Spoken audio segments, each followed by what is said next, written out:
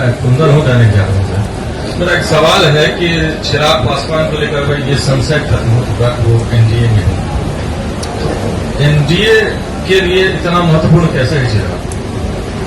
अब ये तो जाकर एनडीए वालों से पूछिए कैसे महत्वपूर्ण। देखिए,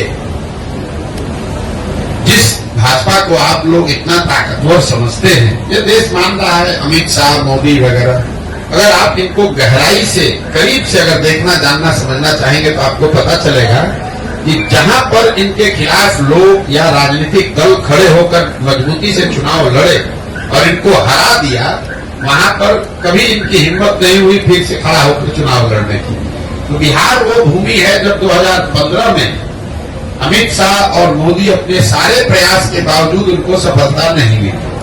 और वो जो डर है, वो इतना बड़ा डर है हारने का। जब आपको ज्यादातर जगह पर आसान जीत मिलती है तो कहीं पर जब आप हार जाते हैं तो आप उससे डरते बहुत ज्यादा है। तो कहीं न कहीं भाजपा को ये डर है, भाजपा की लीडरशिप को, कि बिहार की जो राजनीतिक मैं कहूंगा पृष्ठभूमि है, यहाँ का जो सोशल फैब्रिक है, जो यहाँ समाजवाद की जड़ें हैं, वो इतनी मजबूत हैं या इतनी गहरी हैं कि भाजपा के लिए इतना आसान नहीं है कि पूरे बिहार को अपने एक मोदी के स्लोगन पर जीत लिया जाए। ऐसा उनको लगता है। सच्चाई क्या है ये तो भगवान जाने, लेकिन ऐसा उनको लगता है। इसीलिए वो इस तरह के गठबंधन, जैसे नीतीश कुमार के लिए अभी कुछ महीना पहले आकर यही अमित शाह ने मंच से खड़े होकर कहा कि बिहार की जनता, एक एक आदमी सुन लीजिए, चुनाव से पहले या बाद किसी भी हालत में नीतीश कुमार को वापस नहीं लिया जाएगा।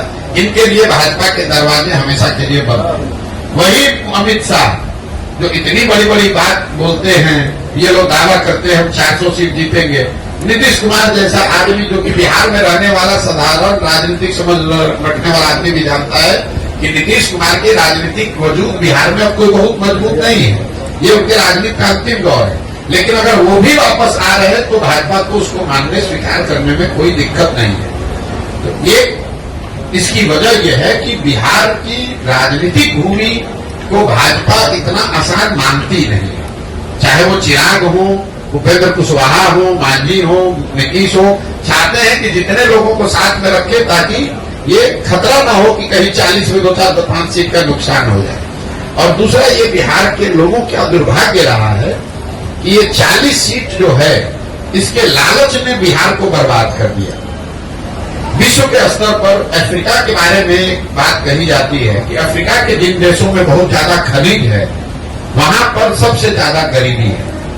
उसको मिनरल कर्स कहा जाता है, क्योंकि वहां इतना खनिज है कि उसी को लूटने के लिए, उससे कमाने के लिए दुनिया भर के लोग जाकर वहां लूटपाट मचाते हैं। उसी तरह बिहार की हालत है।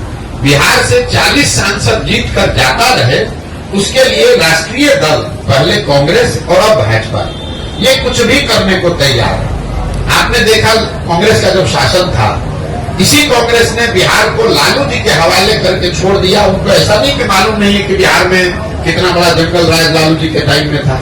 ऐसा तो नहीं मालूम है कि लालू, उनको कांग्रेस को पता नहीं था कि बिहार सबसे गरीब और पिछड़ा राज्य था।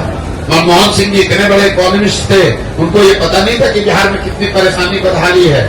इसके बावजूद उन लोगों ने लालू जी को अपने कंधे पर बैठा कर रखा, क्योंकि वो चाहते थे कि बिहार से 20, 25, 30 सांसद जीतकर यूपीए की सरकार को मदद करते रहे। तो जो काम कांग्रेस ने लालू जी के साथ किया, वही काम आज भाजपा नीतीश के साथ कर रही है कि नीतीश को साथ में रखो, चिराग को साथ में रखो, इन लोगों की मदद से 30-35 सांसद हम लोग का जीत कर जाता रहे। उसके बाद बिहार में जो होता रहे उससे कोई दिक्कत नहीं। बिहार के पूरे बच्चे मजदूर बने रहे, कोई दिक्कत नहीं है। बिहार में गरीबी बदहाली हो, कोई दिक्कत नहीं हो। बिहार के बच्चे जब गुजरात जाए तो उसको बिहारी कहकर उसका मजाक उड़ाए, गाली दे, लेकिन बिहार से 35-40 सांसद हम लोग का जीत कर जाता रहे। ये जो सोच है, ये जो लालच है, यही इन चीजों को कराता है।